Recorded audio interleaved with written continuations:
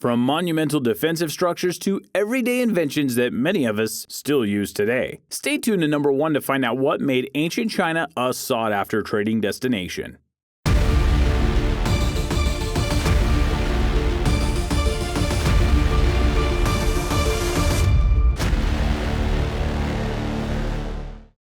Number 10. Great Wall of China. We'll start the video with one of the most well-known features from China's vast history. The Great Wall of China is one of the great wonders of the world. As far as defensive fortifications go, you don't get much more impressive than this. Stone, brick, earth, and other materials make up this incredibly long wall. Construction began on the wall over 2,000 years ago and was added to by consecutive generations, and it is estimated that millions of people worked to build the Great Wall over 1,000 years. With so much wall stretched over such vast distances, it's no surprise we are still finding sections we didn't even know about. In 2009, 111 miles of previously unknown sections were discovered. If you travel along the wall, you would see it in various conditions, from overgrown vegetation on forgotten sections, crumbling brick or complete sections destroyed, to the preserved and renovated areas nearest to tourist centers. Can it be seen from space? Well, I hate to disappoint you, but it can't. Although NASA has said it can be seen with the naked eye from low Earth orbit, which is about 100 miles up, some continue to debate this. Number 9. Rice. The ancient Chinese agricultural way of life, which was centered heavily on rice, played an important role in the history and development of the country. For thousands of years, Chinese farmers diligently cultivated their land, and due to the production requirements of cultivating rice, they developed irrigation techniques to help improve cultivation. By cultivating rice and increasing their agricultural way of life, they consequently developed social, economic, political, and ideological developments that were closely linked and influenced by rice cultivation.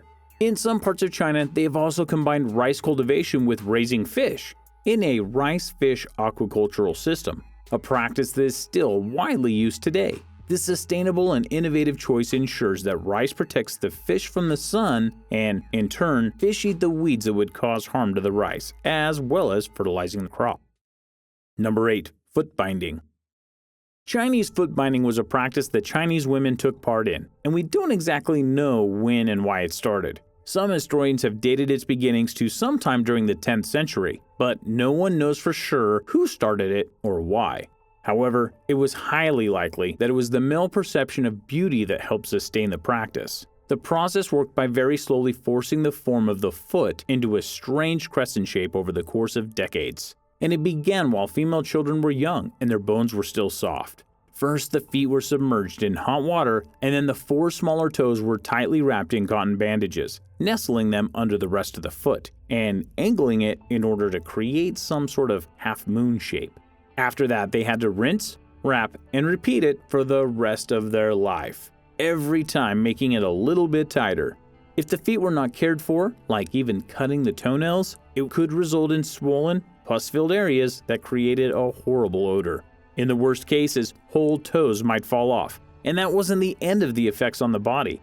Women would regularly suffer from severe headaches, poor circulation, and extreme hip discomfort. Thankfully, this practice was stopped about 3 generations ago. Number 7. Chopsticks.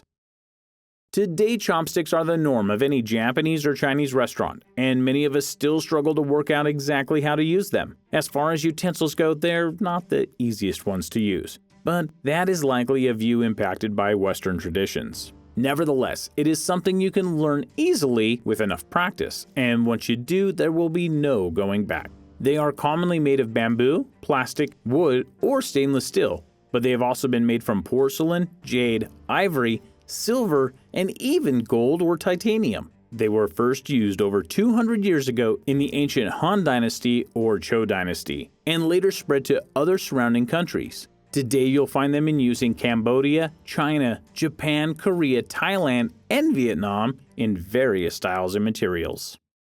Number 6. Chinese New Year.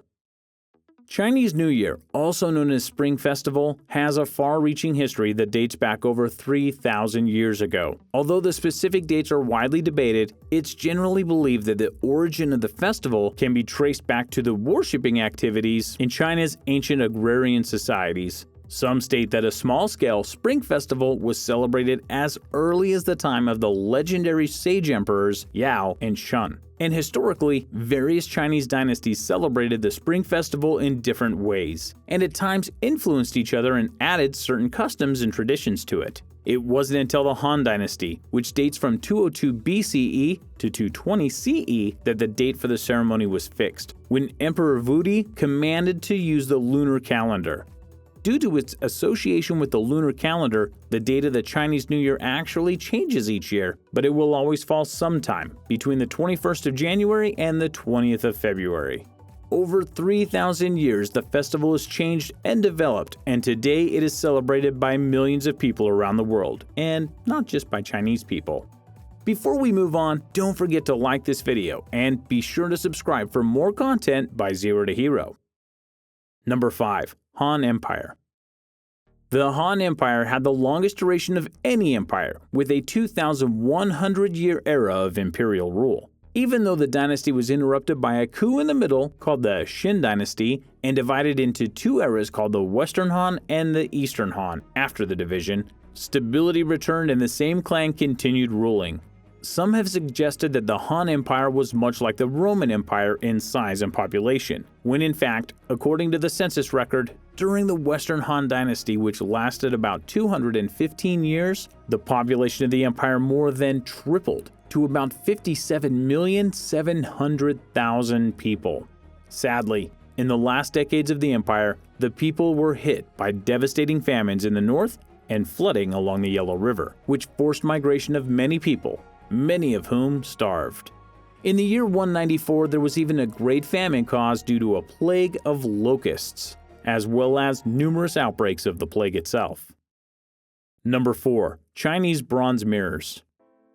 Whether you're someone who likes to check their hair or makeup every time you come across a mirror, or if you simply use them to make a room look bigger, most of us take mirrors for granted these days, but it hasn't always been as easy to see a reflection as it is today. Chinese bronze mirrors are nowhere near as effective as modern mirrors, but they have a long history in Chinese culture, dating back over 2,000 years.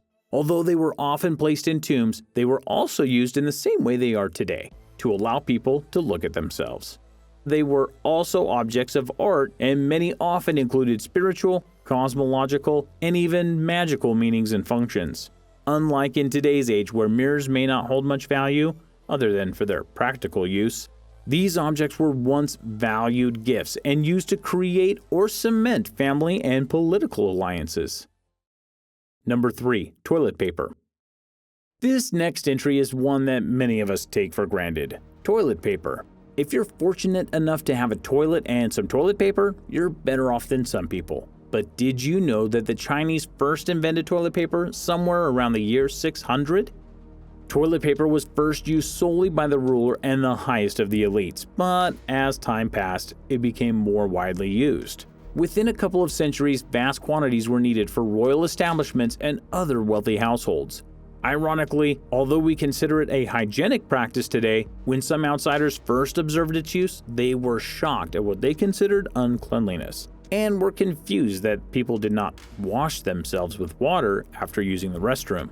It should be said that the toilet paper used in ancient China is remarkably different from the commercial stuff we have in our houses today. Number 2. Tea.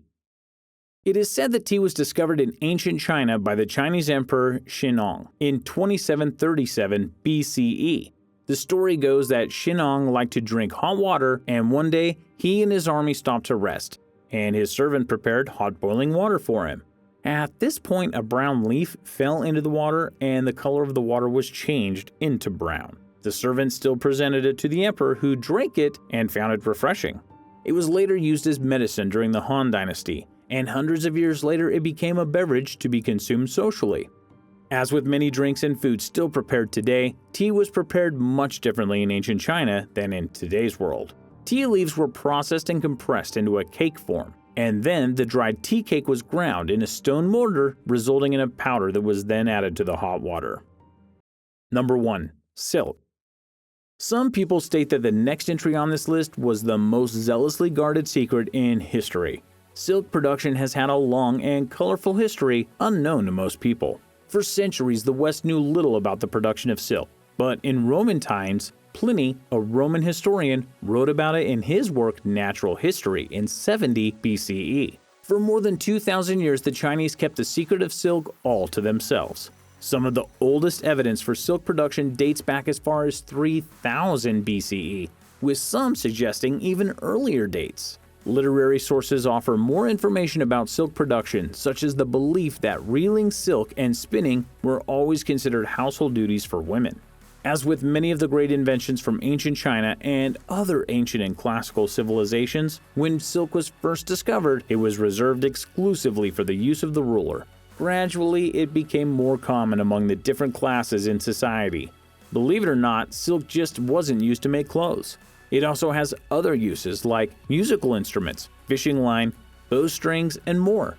Some believed it was already widely traded well before the Silk Road officially opened in the 2nd century BCE. Today, the two largest silk producers are China and Japan, who together manufacture more than 50% of the world's total production of silk. Do you know any more interesting facts about ancient China? Let us know in the comments below and take care.